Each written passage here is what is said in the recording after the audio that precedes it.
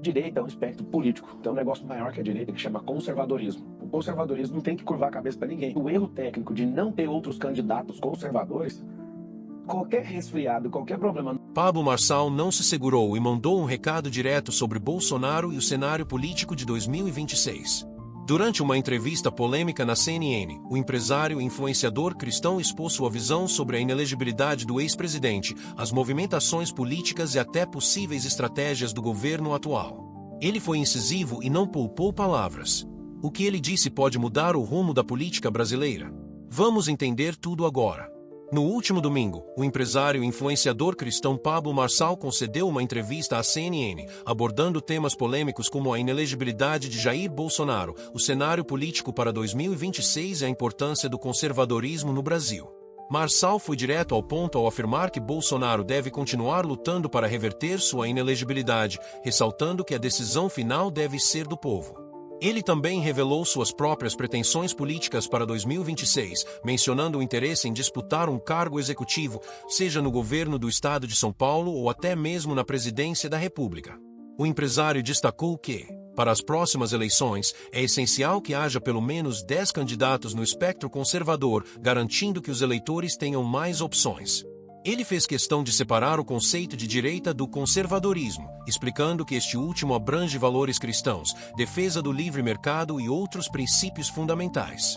Ele defende que o conservadorismo não deve se curvar a espectros políticos e precisa ampliar sua representação. Além disso, Marçal criticou a suposta perseguição política contra Bolsonaro e outros líderes conservadores, afirmando que o mesmo não acontece com figuras da esquerda. Ele mencionou casos de anulações de processos e apontou que considera um jogo de cartas marcadas no cenário político atual. Sobre uma possível prisão de Bolsonaro, Marçal fez um alerta contundente. Se Bolsonaro for preso, ele se tornará um mártir e sua base se unirá ainda mais em torno dele. Marçal, com sua formação jurídica, questiona a própria narrativa do golpe de Estado, como alguém que não está no poder poderia dar um golpe contra si mesmo. Para que a tese de golpe fosse válida, Lula já deveria estar na presidência, o que não era o caso na época dos eventos apontados na denúncia. Ele também reconhece que há pessoas enroscadas em falas de WhatsApp, mas ressalta que essas conversas são apenas discursos inflamados, sem capacidade real de execução. Isso levanta um questionamento sério sobre a criminalização de pensamentos e debates acalorados em grupos privados. Diante desse cenário, a grande pergunta que fica é: o Brasil caminha para um embate ainda mais acirrado em 2026? Fique agora com as declarações polêmicas de Marçal e escreva nos comentários a sua opinião. Pablo, eu queria falar agora sobre 2026, o ano que já começou. A gente sabe que o ex-presidente Jair Bolsonaro está inelegível e pode ser preso até o final do ano. Mesmo assim, ele insiste numa candidatura presidencial que, de certa forma, tem interditado o debate sobre a sucessão no campo da direita. Essa estratégia de Bolsonaro, ela não está prejudicando esse campo político de alguma maneira? Não, e quero dar os parabéns para ele, porque ele estava deixando isso em aberto. E, na verdade, ele tem que insistir nisso. Ele tem que insistir em continuar revertendo a possibilidade de elegibilidade. Inclusive, faço um apelo para a justiça brasileira. As pessoas que têm que escolher. É nítido que a gente está num sistema de freio contrapeso, tentando regular o que o povo tem que votar. Na verdade, tem que deixar as opções disponíveis para o povo. Como ele já, para quem não lembra, ele está inelegível por 3 ações, uma foi revertida. Eu sugiro, né, que o povo peça por isso. Eu não gosto. A pessoa pode falar que não gosta do Bolsonaro, mas é muito ruim você ter antagonistas políticos sendo caçados. E você olha, por exemplo, no espectro político de esquerda, não tem ninguém inelegível, não tem ninguém caçado. Você vê processos, 40 processos anulados, você vê muitas pessoas sendo descondenadas, você vê, eu estou respondendo uma ação contra o Lula em favor da minha pessoa, ele enquanto presidente, ele entrou com a ação que eu falei que ele roubou no passado. Aí entraram com a ação, o delegado da PF perguntou: o que é isso aqui que você falou? Eu falei: eu não falei contra o presidente. Quando eu falei, o ato era ex-presidente, ele não estava em exercício de cargo, então não faz sentido essa ação. Ele está perseguindo. Acho que um recado para o Lula, inclusive: para de perseguir. De todo mundo, ninguém no Brasil é bobo e sabe que se o Lula determinar que o Caiado não vai sair, eu não vou sair, não vai sair, o que ele vai fazer? Ele vai usar aquela influência. Ele, que é o maior político da história do Brasil, venceu 3 eleições, colocou a Dilma Rousseff para vencer 2 vezes também. Esse cara, ele é um articulador de dentro do presídio, de dentro da cadeia. Ele estava com 40% da intenção de voto. Ele sai e vence a eleição do Bolsonaro, que acho que é a maior lenda que a gente já viu. Lenda não, né? Um é lenda, o outro é o mito. a gente precisa de um fato agora, né? A gente precisa de um jogo diferente em 2026. Por quê? Porque o brasileiro, se ele não mudar a mentalidade, a gente vai viver escravizado com esse tipo de política. A gente tá brigando o tempo inteiro, tanto de gente que mata por causa de política.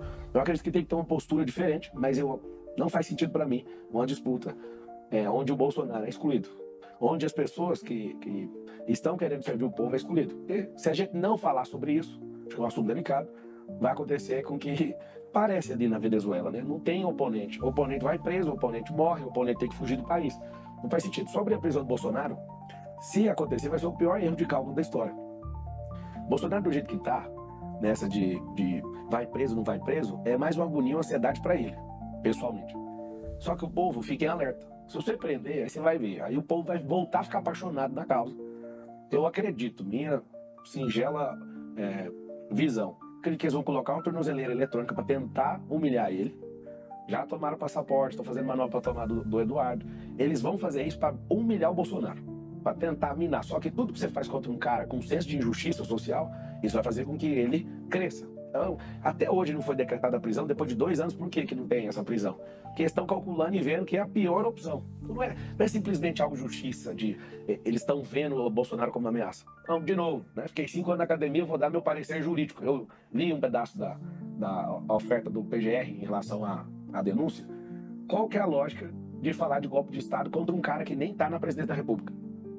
Não faz sentido. Se o cara tá armando antes da posse, qual a lógica de falar que aquilo é uma tentativa de golpe de Estado? A lei da abolição violenta do Estado Democrático de Direito prevê que se puna uma tentativa de golpe. Então, se acontecer o golpe, Não, Não, mas pela mas denúncia, o Bolsonaro estava no exercício do mandato dele quando isso foi gestado. Não. Ele não tem como ele dar golpe de Estado contra si mesmo.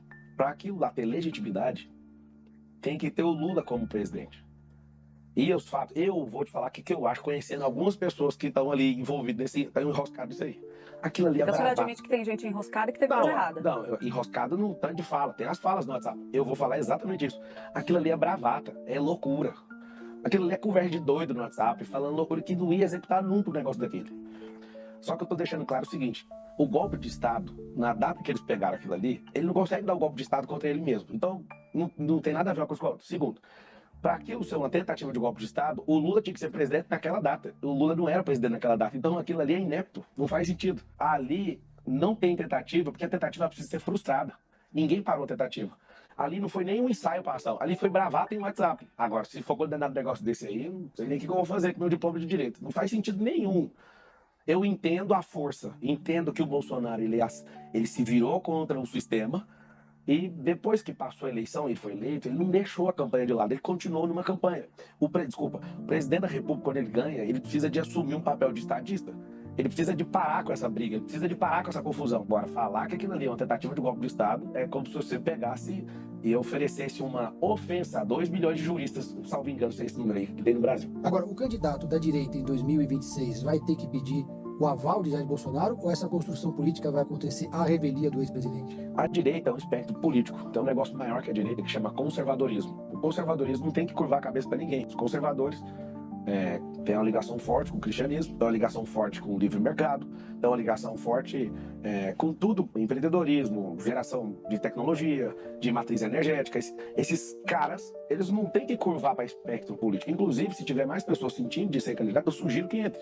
Acho que o erro técnico do Bolsonaro foi ele de um lado sozinho como candidato, contra todo mundo de esquerda para apoiar o Lula. Pelo debate da Globo, onde o padre criou uma confusão ali, aquilo desacelerou a entrada de Neymar, o Gustavo Lima, o sertanejo, aí começou por super live daqui, fazer coisas com os influenciadores. Esse negócio levou a disputa para o segundo turno. E quem cresceu no segundo turno foi o Bolsonaro. Só que eu acredito que o erro técnico de não ter outros candidatos conservadores, qualquer resfriado, qualquer problema no candidato... Então ele está cometendo esse erro agora novamente? Não, ele não está cometendo. Ele não vai disputar isso sozinho. Se o Bolsonaro é o cara que vai e ele conseguir lograr isso, eu espero que ele logre, mesmo não sendo candidato, eu não estou torcendo para ele ficar fora. Isso aqui não é uma disputa para ver quem é melhor, é uma disputa quem dá conta de servir o povo. Ele já teve a oportunidade dele, eu, Pablo, sendo candidato, eu quero que ele dispute a eleição. Aí alguém fala, não, mas isso vai te prejudicar. Não vai me prejudicar. O povo precisa de amadurecer, então eu tenho convicção que é melhor que todos eles disputem. Eu acredito que o Caiado tem que disputar, o Gustavo tem que disputar, chegou na hora específica, a gente tem que olhar, peraí, chegou aqui, vai insistir com isso? Não, eu acredito de verdade que vai ter, pela primeira vez, muitas pessoas no espectro conservador. O Zema quer ser vice de alguém, o Ratinho Júnior quer ser candidato. Ele é um cara muito bom. Caiado, Gustavo, Pablo, o próprio Bolsonaro. Eu acredito que tem que ter uns 10 de direita ali, não tem limite isso. E depois, fechando esse funil, a gente descobre... Como é que é a sua relação com o Bolsonaro? Vocês andaram se estranhando na eleição municipal, ele te criticou. O Carlos me ligou, pediu perdão, conversou, falei, beleza, vamos parar com isso. Só que ele ligou no dia que eu tava quase chegando Ele fez em primeiro. isso num momento muito oportuno, né? Isso, ele fez isso quando eu tava chegando em primeiro lugar. Eu Não vi o acho valor. que era muito carinho ali no coração. Não, não é carinho, eles apanham muito também, sabe? Na verdade, eles são muito perseguidos, então eles não confiam nas pessoas. Eles não ouvem conselhos. O Carlos, segundo palavras do Bolsonaro, é um fio desencapado, então não tem aonde você pegar ali pra funcionar. Eu entendo eles apanham muito. Então, assim, eu conversava muito com o Bolsonaro, né? Mandava muita mensagem e tudo. Quando eu tava bem ali, tava ótimo e tal, só que meu sentimento, e é só um sentimento conhecendo o Bolsonaro, acho que ele não gostou de ver eu crescendo de forma abrupta daquele jeito. Ele acredita no coração dele que ele tem uma missão de salvar o Brasil mesmo, e aquilo é legítimo no coração dele.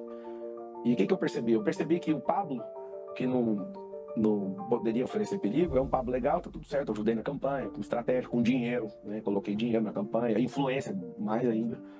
Acho que eu envolvi uns 300 mil influenciadores, né? O Brasil tem mais de 4 milhões, 300 mil eu consegui trazer pra campanha, fiz um negócio bem forte pra ele. E ele foi o único que cresceu na campanha de 22. Só que quando ele viu o povo falando o tempo inteiro, e algumas pessoas, inclusive, se levantando contra ele porque ele não tinha candidato conservador, eu acho que ali criou uma ruptura emocional dele comigo. Mas diferença porque você nunca vai me ver desonrando o Bolsonaro. Em 22, eu tava assim, maluco, eu cheguei a falar mal Mas dele. você desonrou várias pessoas? O Bolsonaro, mesmo que ele faça gato e sapato... Não, deixa eu te explicar. Honrar é uma posição que não é todo mundo que tem. Desrespeitar é diferente. Acredito que eu desrespeitei pessoas sim. E no meio do jogo político, quem não desrespeitou, que atira a primeira pedra. Porque no jogo político o desrespeito é prioridade. No debate político é um xingando o outro, é um inventando loucura ali. Eu não consigo achar um puro ali num debate político. A questão do Bolsonaro é o seguinte. O fato, eu acreditei nele, eu acompanhava ele 10 anos antes de direito as falinhas ali, as coisas que ele fazia no parlamento, eu achava ele bem da hora. Só que ele não teve a postura republicana e nem nobre quando ele teve a oportunidade. Eu acho que ele perdeu pra ele mesmo. Agora, se eu for pra disputar um debate com ele, não espere eu entrar em atrito com ele. Eu não acho que não faz sentido. Por quê? Porque ele construiu uma esperança e ele é o maior nome de direita que o Brasil tem. Pra mim, ele não é o maior nome conservador. Ele é o maior nome de direita. Quem é o maior nome conservador? Eu acho que tem muita gente escondida que vai aparecer aí. Tem gente que é conservador, não que usa isso. Então, a gente tinha um antipetismo no Brasil e esse antipetismo, o Bolsonaro abraçou ele, pegou tudo pra ele. Então, eu acredito que se ele disputar, que eu faço votos, ele vai ter um resultado diferente de todos os anos que ele já disputou a eleição. Acredito que o Lula não dá conta de vencer essa eleição em hipótese nenhuma, conta da economia. Inclusive, mandar o recado pro presidente Lula. Presidente Lula, se você não apresentar um plano austero de corte de gastos, um plano fiscal de verdade, que essa ladainha que vocês estão fazendo aí com a Haddad não faz sentido nenhum. Para de gastar bilhões em viagem, para de gastar bilhões, você vai gastar agora 3,5 bilhões para contar a história pro povo brasileiro, para tentar amenizar o sofrimento deles. Né? A picanha não vai chegar, assume isso pro povo. A minha sugestão para você, se você precisar de ajuda, chame quem é empreendedor, quem é investidor, quem entende dinheiro. Eu não vou cobrar de você fazer uma gestão excepcional, porque você não entende gestão. Tá aprovado. Você foi um sortudo em 2003 por causa do boom de commodities no mundo, e agora você tá sem sorte. E sem sorte e sem gestão. Faça o melhor governo da sua vida. Pega a última oportunidade que você tem. Você já vai fazer 80 anos de idade. Não jogue fora o nome que você construiu como presidente. Vai ser uma catástrofe se você não frear esses gastos do governo federal. Cadê as grandes obras? Cadê a matriz energética sendo aumentada no país para a gente gerar mais emprego? Cadê a tecnologia? Você não fala disso, cara. E tá queimando todo o nosso dinheiro. Pela primeira vez na história, chegar em 9 trilhões de endividamento. Por que o Correios, de novo, Bolsonaro assume, vai lá com a gestão austera, tira a companheirada, Correios começa a dar lucro. Como que uma empresa que não tem concorrente tá dando prejuízo, tem um rombo lá, tudo de novo, vai voltar tudo de novo, a gente vai ter que ir pra rua de novo.